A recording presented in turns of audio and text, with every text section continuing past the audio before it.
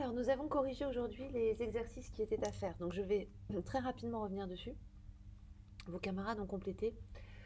On a bien fait attention à souligner à chaque fois les calculs qu'on faisait, alors sauf quand vraiment il n'y a plus que deux nombres, là c'est vrai qu'on n'est pas obligé, pour bien montrer ce qui est prioritaire. Donc, dans le A, faites attention, c'est le 10 fois 6 qui est prioritaire parce que la multiplication est prioritaire sur l'addition et la soustraction. Ici, le 140 divisé par 10 est prioritaire, mais à vrai dire, il est en premier, donc de toute façon, ça ne pose pas trop de problème. En général, vous ne vous trompez pas. Et nous avons trouvé 8. Ici, attention, le 10 fois 6 est prioritaire. Et faites attention à bien écrire, dans ces cas-là, le 140 avant, à sa place. Il commence le calcul et doit continuer à commencer le calcul par la suite. Dans ces deux étapes-là, dans ces deux questions-là, on a des additions et des soustractions.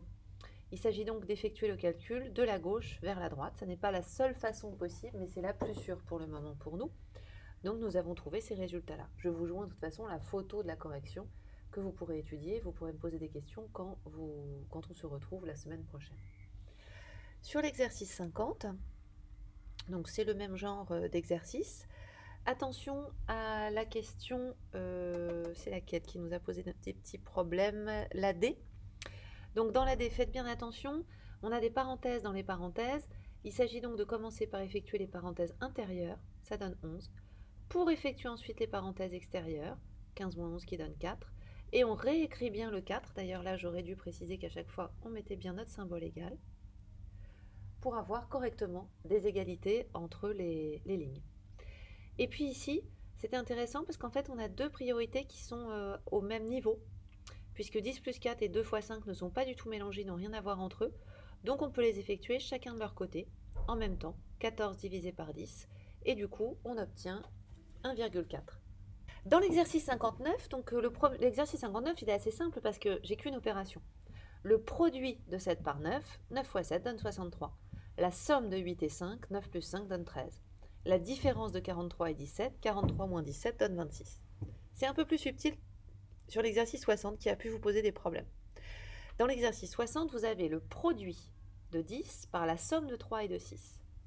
Donc j'ai mis des couleurs pour que vous voyez à quoi ça fait référence. Le produit, ça va être l'opération centrale de 10 par la somme de 3 et de 6. Vous voyez le produit de 10 par la somme de 3 et de 6. Ici, la somme du quotient de 42 par 6 et de 13. 42 divisé par 6, ici, nous ne lui avons pas mis de parenthèse parce que 42 divisé par 6 est déjà prioritaire. Vous pouvez en mettre autour de 42 divisé par 6, ce ne sera pas faux, mais ce n'est pas nécessaire. Alors qu'ici, si je n'avais pas mis les parenthèses, j'aurais plus un produit, j'aurais au final eu une somme parce que le 10 fois 3 aurait été prioritaire, puis on aurait ajouté 6. Dans le C, le quotient de la différence de 118 par 18 est de 25. Là aussi, je suis obligée d'indiquer des parenthèses parce que ce n'est pas prioritaire la soustraction. Donc, il faut que je mette des parenthèses pour que le calcul corresponde bien à cette phrase. Et enfin, la différence, donc on a mis notre signe moins en préparant en fait de la place avant et de la place après, hein, la différence, du produit de 5 par 10. 5 fois 10, pas besoin de parenthèse parce que la multiplication est prioritaire. Si vous en mettez là autour, c'est pas faux. Et de la somme de 6 et de 10. Là par contre, on met des parenthèses parce que si on veut commencer par la somme de 6 et de 10, le moins ici, comme on ferait les calculs de la gauche vers la droite, nous contrarierait.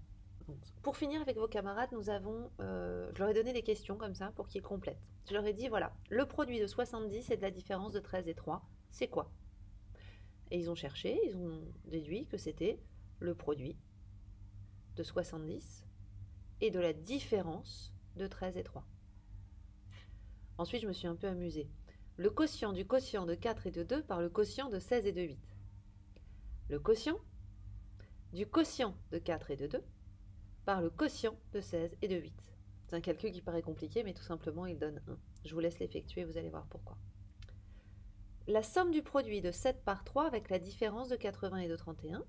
La somme du produit de 7 par 3, parenthèse inutile parce que c'est prioritaire, et de la différence de 80 et 31. Ensuite, on a fait dans l'autre sens. Je leur ai donné le calcul, 4 plus 3 multiplié par 5 moins 2.